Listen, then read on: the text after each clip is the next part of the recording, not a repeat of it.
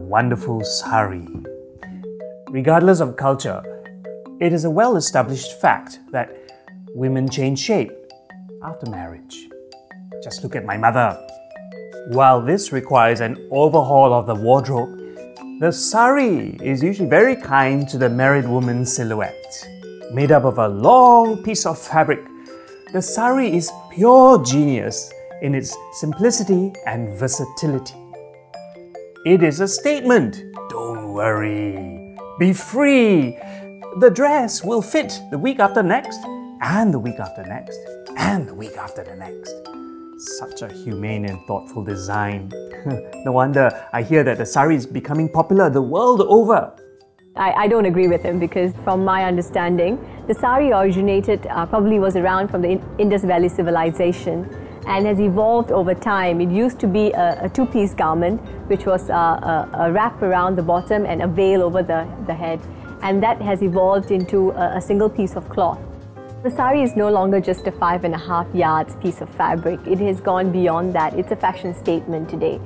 You have Western celebrities adopting the sari at Oscar events and the red carpet events. Not a long time ago, Jennifer Lopez had a sari-inspired gown on the red carpet event, and that caught a lot of media attention because the world was beginning to see the sari in many different forms.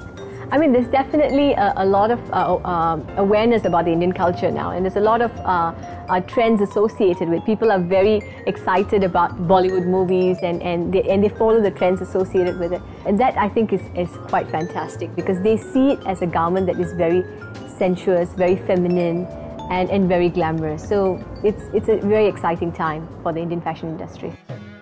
Much of the sari's appeal comes from its rich, beautiful fabrics. This particular sari that I have on the table is a very intricate weave, very unusual weave as well. And the grade of the sari and the cost of the sari depends on the grade of the silk. So that is reflected with the weight of the sari, as well as the intricacy that goes into the weave. Okay, then again, there are saris that are embroidered, and this, for example, is a heavily embroidered sari. It's done in a crepe de chine, which is a really soft drape, and very soft fabric, and and this entire embroidery is hand embroidered. There are many different styles of wearing a sari, and the style in which we wear the sari reflects an origin or a place that you're associated with in India. The sari is coordinated with a sari blouse and a petticoat on which we tie the sari. We tuck in the sari on the right and we make one round. Now the pleats do require some amount of skill and practice, and usually we would take, depending on the size, it would take about anywhere between 5 to 7 pleats. So once you have done the pleats, we align the pleats in line with the navel and then we tuck it in. And then you continue with the final round and that goes over the shoulder, and we secure the sari with a safety pin. The second style of tying the sari I'm going to show you is the Gujarati style, and that's just a little abbreviation to the first style, where we bring the highlight of the sari, which is the headpiece of the sari, to the front over the shoulder. So you start off by pleating the edge of the sari, and you bring a section of the sari over the shoulder.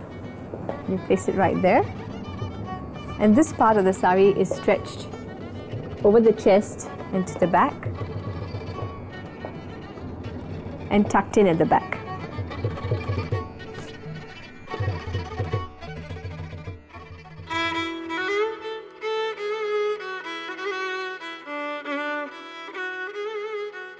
We have the ready-made sari that we have introduced, which is it's sort of an innovative way of getting into a sari without having to drape into it. It's just with a zipper and a buckle.